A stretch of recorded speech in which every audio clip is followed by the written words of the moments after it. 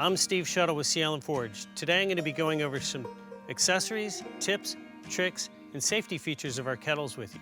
If you have any further questions, our owner's manual is always a good resource to go back to.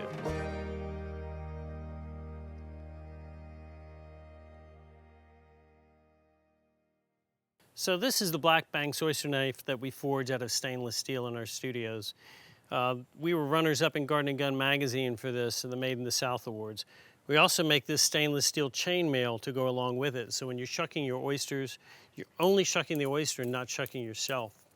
This part of the handle is called the thumb knock. It keeps the thumb close to the tip so you get a lot of control to get that tip into the hinge of the oyster. You have the wide format handle here that helps you generate the torque to pop the hinge of the oyster open. And then this is your bottle opener right here, so you never have to change your hand position to go from your oyster to get in your beverage to get back in the next oyster.